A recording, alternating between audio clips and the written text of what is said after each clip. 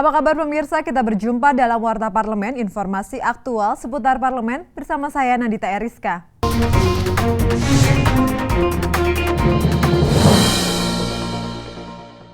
Terkait permintaan Presiden Joko Widodo agar harga daging sapi maksimal Rp80.000 per kilogram pada saat bulan suci Ramadan dan Lebaran tahun ini. Sejumlah anggota Komisi 4 DPR meminta para menteri terkait bekerja keras untuk mewujudkan perintah Presiden tersebut.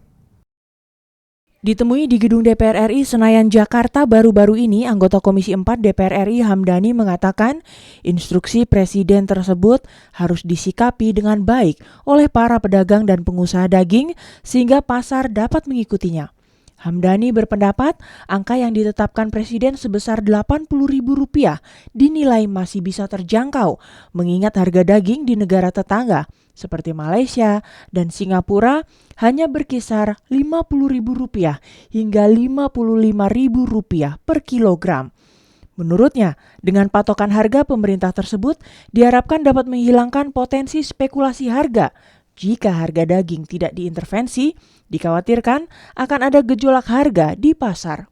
Harga patokan yang mungkin bisa dipatok 80.000 itu benar-benar harus dilaksanakan di lapangan. Jangan sampai nanti intrusi tidak berjalan sebagaimana mestinya ya. Karena masyarakat mengharapkan pada menjelang Lebaran daging ya untuk konsumsi, kemudian persiapan pada perayaan ini memang harus dipenuhi ya, dan pemerintah harus menyiapkan hal ini. Anggota Komisi 4 DPR RI Dardiansyah mengatakan kebijakan Presiden tersebut harus diikuti dan dijalankan oleh para menteri terkait. Dardiansyah meminta pemerintah dan aparat penegak hukum mengambil sikap tegas terhadap para oknum spekulan sehingga dapat memberikan efek jera bagi para pengusaha ataupun pedagang yang nakal. Paling tidak menjelang hari-hari raya, hari-hari Lebaran, hari besar, memang harus paling tidak harus ekstra ketat untuk turun ke lapangan. Jangan sampai nanti harga-harga itu dimainkan terus sama oleh pedagang-pedagang. Rohim Nugraha, TVR Parlemen melaporkan. DPR RI dan Australian Rural Leadership Foundation sepakat untuk meningkatkan kerjasama dalam pembangunan pedesaan dan pertanian. Mengingat Indonesia dan Australia memiliki sejumlah permasalahan yang sama, seperti masalah kekeringan, perubahan iklim, dan usia produktif petani.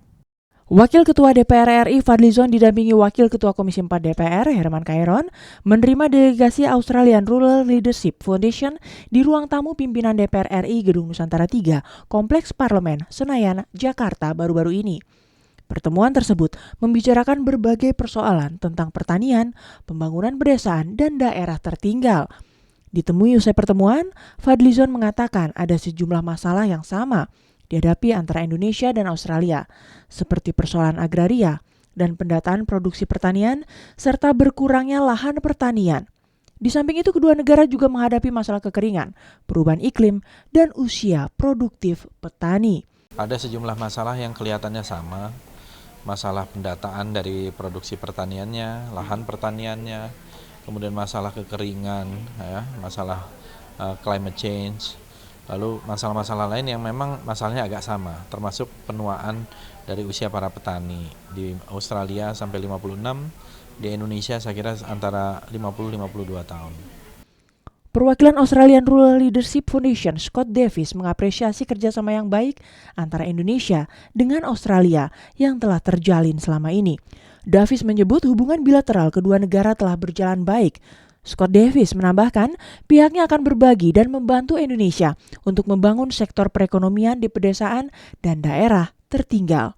We both have significant regional and rural populations, and we're both very committed to actually building economic development opportunities for our communities. So in regard to your question, I think we share a common vision about how we may be able to further enhance the opportunities for our regional and rural communities.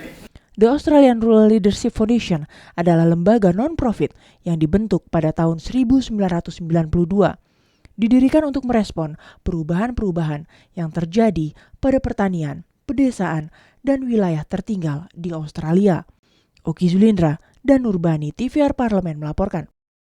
Indonesia dan Jepang sepakat untuk bekerja sama dalam pemanfaatan energi panas bumi untuk pembangkit listrik, mengingat Jepang memiliki teknologi dan pengalaman dalam membangun pembangkit listrik tenaga geotermal. Wakil Ketua DPR RI Koordinator Bidang Industri dan Pembangunan Agus Hermanto memimpin delegasi Parlemen Indonesia mengunjungi Jepang baru-baru ini. Kunjungan dilakukan sebagai tindak lanjut dari kunjungan Duta Besar Jepang untuk Indonesia, Yasuaki Tanizaki, ke DPR bulan Maret lalu, yang membahas kerjasama dalam mengembangkan energi terbarukan, pertanian, dan pengelolaan sumber daya kelautan. Agus Hermanto mengatakan Jepang sudah mengembangkan pembangkit listrik tenaga geotermal Yanaizu Nishiyama sejak tahun 1995 dan bisa menghasilkan energi sebesar 65 MW dari panas bumi. Sementara Indonesia yang memiliki potensi energi panas bumi yang besar belum dimanfaatkan secara maksimal. Pernah mengalami gempa yang cukup tinggi dan cukup aman, sehingga keandalannya juga bisa kita sampaikan bahwa tenaga panas bumi ini, geotermal ini sangat handal dan sangat aman. Mungkin berbeda dengan gas, kalau gas itu tekanan tinggi, kalau uap itu tekanannya tidak tinggi, sehingga Indonesia perlu memperkuat dan mendorong pusat listrik tenaga panas bumi ini dengan baik karena ini merupakan suatu energi yang sangat menjanjikan. Pengalaman-pengalaman ini harus membuat kita menjadi lebih percaya diri karena deposit kita cukup banyak, cukup tinggi, hanya belum termanfaatkan saja. Anggota delegasi Indonesia Iputu Sudiartana mengatakan pada awalnya dirinya menyaksikan geotermal bisa difungsikan di Indonesia. Tetapi setelah melihat langsung fasilitas geotermal di Jepang, dirinya berubah pandangan dan menyambut baik bila teknologi tersebut difungsikan di Indonesia. Putu meminta kerjasama Indonesia dengan Jepang segera ditindaklanjuti. Mana negara maju seperti Jepang ini bisa diduplikasikan di Indonesia, seperti geotermal itu apa mungkin di Indonesia benar-benar bisa tidak merusak lingkungan. Nah, saya awalnya tidak percaya, ternyata setelah saya lihat di sini mungkin tidak berisi. Mari kita kembangkan teknologi ini di Indonesia bila mana ada titik-titik yang memang poinnya menghasilkan geotermal itu. Dari Jepang, Supriyanto melaporkan untuk TV Parlemen. Demikian Warta Parlemen kali ini, sampai jumpa pada Warta Parlemen berikutnya. Terima kasih atas perhatian Anda, saya Nandita Eriska, wassalam.